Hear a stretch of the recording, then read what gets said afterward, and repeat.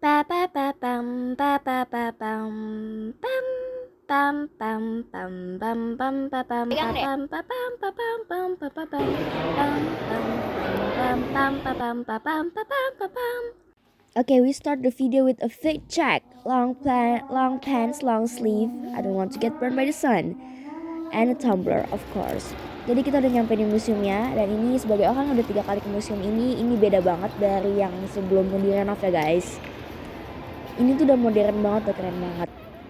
Kita makan siang dulu. Kalau lagi jalan-jalan kita makan siangnya tuh nggak makan berat, kita makan cemilan karena biar nggak ngantuk dan nggak capek. Dan ini kita tukar tiketnya pakai gelang tiket dulu karena tadi udah beli di online. Oke, kita naik ke atas, kita akan melihat isi museumnya ya. Oh ya, by the way, harga tiketnya untuk pelajar itu 30.000, kalau dewasa itu 50.000, itu kalau beli on the spot. Oke, kita langsung disambut dengan kerajinan dari daerah. Aku kurang tahu ini daerah apa karena nggak sempet lihat deskripsinya. Sekarang kita ada di bagian sejarah awal, di mana kita akan melihat fosil yang hampir lengkap rangkanya dan semuanya ditemukan di Pulau Jawa. Dan itu keren banget karena kenapa? Karena di negara kita yang tropis, pembusukan itu akan terjadi lebih cepat. Jadi susah untuk menemukan kerangka yang lengkap. Ini keren banget. Terus itu tuh adalah kerangka dari spesies gajah yang namanya Stegodon.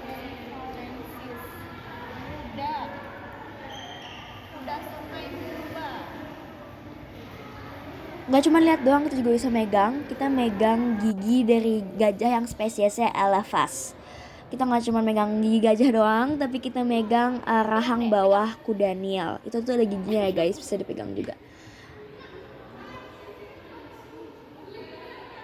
Oke, kalau tadi kita lihat fosil hewan-hewan purba di Nusantara, sekarang kita lihat fosil manusia purba yang ada di Nusantara.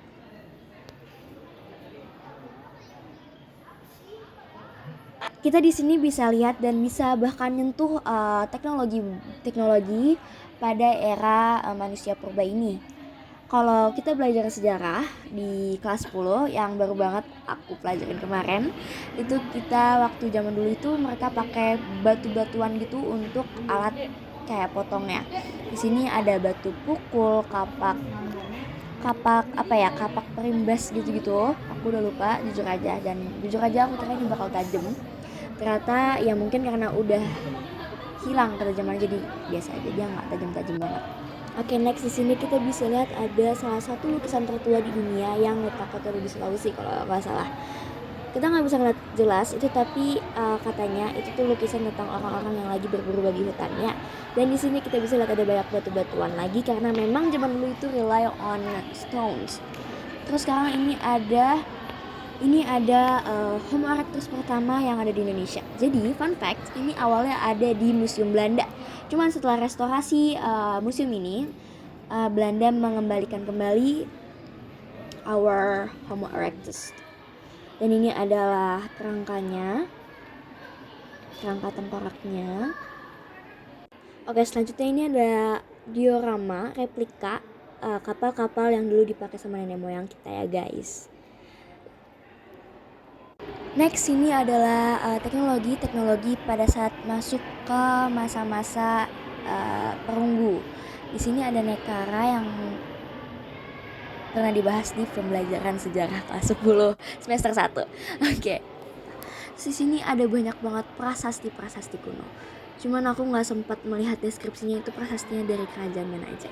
Di sini ada ritual penguburan awal. Dan ini ada warisan batu pemujaan leluhur. Ini keren banget. I'm fighting my intrusive thoughts to not touch this at that time. Oke, terus ini ada Arca Wisnu. Wisnu itu adalah dewa pemelihara alam semesta. Ini adalah suku-suku yang ada di Indonesia.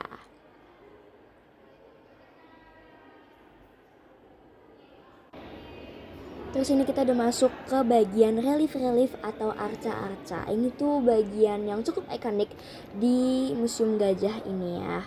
Oke, aku paling suka bagian arca-arca ini karena I have my own favorite arca.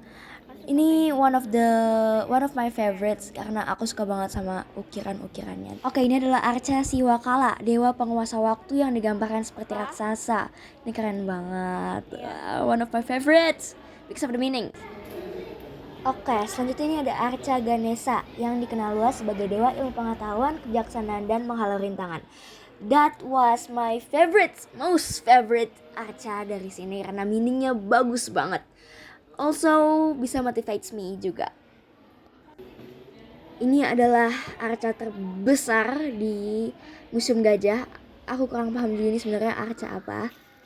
Oke, ini adalah Arca Kuwera atau patung yang menggambarkan dewa kekayaan, kemakmuran, dan kesejahteraan dalam mitologi Hindu dan Buddha. Oke, selanjutnya adalah Arca Kamajaya, representasi dewa cinta, asmara, dan keharmonisan dalam mitologi Hindu Nusantara. Oke, next ini adalah Arca Ganesha atau dewa ilmu pengetahuan dan kebijaksanaan. Oke, ini adalah Arca Siwa Mahadewa, perwujudan dewa Siwa sebagai dewa tertinggi atau penguasa alam semesta atau Trimurti, yang melambangkan sebagai pelebur sekaligus pencipta yang menjaga keseimbangan kosmos. I love these things. Terus ini adalah spot paling estetik dari seluruh museum menurut aku, karena ini tuh, wah ini vibe-nya tuh kayak keren banget gitu loh. Let's take a moment to appreciate this spot, my most favorite spot. Walaupun panas, aku bener-bener ngelambat-lambatin jalan aku di sini karena this is just too beautiful to not be appreciated. This also becomes my inspiration for my impossible to be true dream house. Aku pengen banget punya kataman di tengah-tengah rumah gitu, kayak keren banget. Terus aku juga nge-shoot salah satu arca di sini, yaitu kendaraannya Dewa Siwa yang berupa sapi ya guys, namanya Nandi. Oke, next kita ke pameran temporer yang namanya Tatah. Itu yang nunjukin ukiran-ukiran dari Jepara. Ini tuh awalnya aku ragu untuk masuk ke sini karena biasa kalau temporer itu dikit showcase-nya dan bayar lagi. Cuman turns out enggak, ini cuma regis doang, dan ini pas masuk itu everything is breathtaking, giving me goosebumps and everything. It's just so pretty. Terus ini ada lukisan-lukisannya gitu. Lukisan-lukisannya juga keren banget. Ini ada The Strat Van Javara atau ya jalanan di Jepara. Keren banget kan? I really froze in my place and gaze onto one of the paintings here to just appreciate it. It's just so beautiful. Terus ini kita udah masuk ke ukiran-ukiran dari kayu jati. Ya. Itu indah-indah banget. Kalian benar-benar harus lihat detailnya, sedetail apa ukiran-ukirannya. Kalau yang di sini itu mostly ngeukir kayak hutan-hutan gitu, kayak alam-alam gitu. Ini keren banget.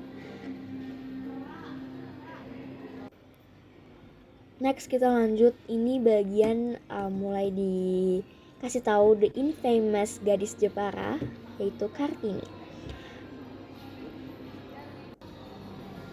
Ini itu kursi dan mejanya Kartini yang ada di keraton dulu. Terus ini the letters yang Kartini kirim ke temannya di luar negeri. Terus ini adalah ukiran yang paling lama dibikin, 31 tahun. Ini keren banget, the details, I love it. I want to have that thing hang in my walls. Terus ini ada salah satu ukiran kayu lagi, ini gede banget, keren banget. Itu tuh kalau dilihat dari jauh nggak kelihatan apa, tapi itu tuh ikan guys, ikan. Terus ini ada bagian yang keren banget. When you step inside here, you just don't want to leave. Ini keren banget. Ini keren banget. It give me goosebumps all around my body. Okay, let's take a quick moment to appreciate this, girl. This is so beautiful.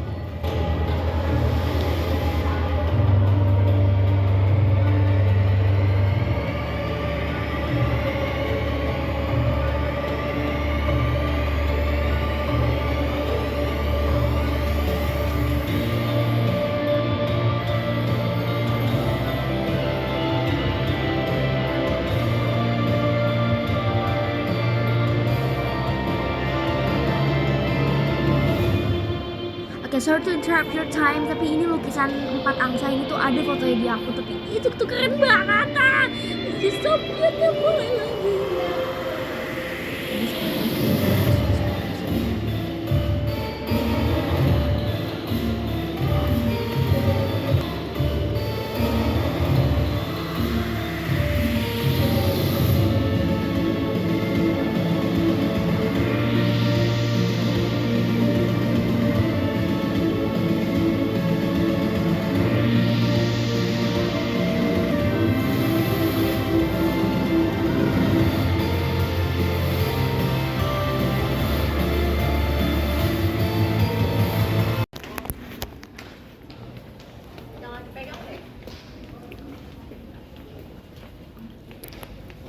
I am their private guide tour because I have been here 3 times in total with this.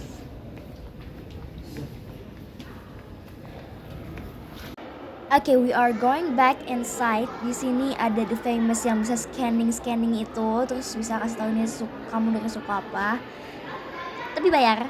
And I just want to stroll around. I don't want to stop in one place. So yeah. There is still many things here. Terus ini kita ke bagian lain dari museumnya.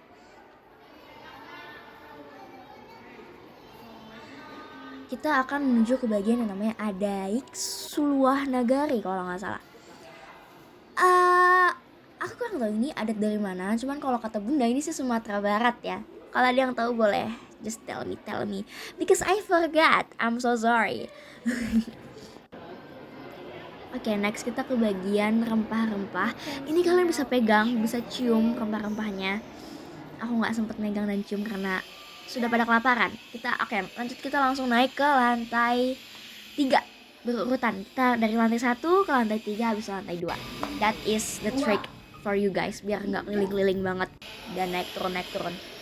Oke, jadi di lantai 3 itu ada namanya Melawan Tanpa Gentar. Jadi di sini itu pasca kemerdekaan ya guys. Di sini ada dioramanya, terus ada juga wayang. Oke, my personal favorite dari wayang itu adalah Gunungan Revolusi. Itu keren banget. Terus ada puisi-puisi dari Hairil Anwar juga. Terus ini ada koran, ada monumen juga. Terus ini ada peta dan gambar sekitar Perang Jawa. Take a moment to appreciate it guys. Please appreciate it.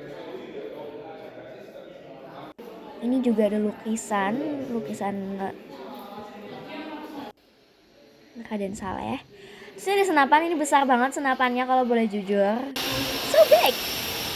Oke, next kita akan lanjut turun ke lantai 2. Di sini ada 3 lantai yang available untuk dikunjungin. Lantai 2 itu isinya tentang peradaban Islam yang masuk ke peradaban Islam ke Nusantara.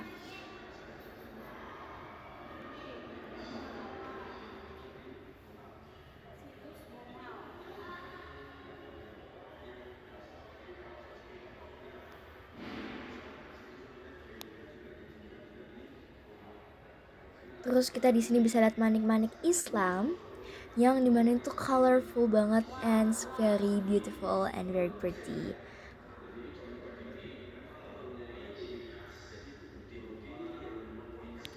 Next kita bisa cium rempah-rempah dan wewangian dari Arab yang khas banget wangi-wangiannya. Terus ini ada Al-Quran terbesar.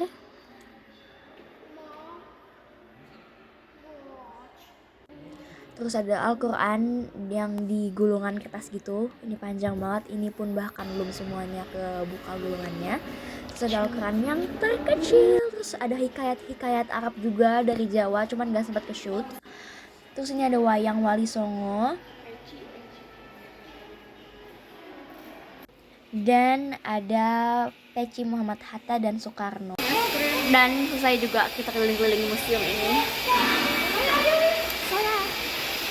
Kita sekarang mau cari makan. Ya, sudah segitu aja untuk hari ini. Ini ada beberapa foto yang aku abadikan, kayak karya-karyanya dan lain sebagainya, yang my favorites gitu. Ya, thank you for today. Buat kalian yang mau lihat pameran temporernya, ini cuma sampai tanggal 5 Juli. What month is this? Sampai tanggal 5 Juli doang. Jadi kalian buruan ke sana kalau mau lihat. Oke, bye-bye. Thank you.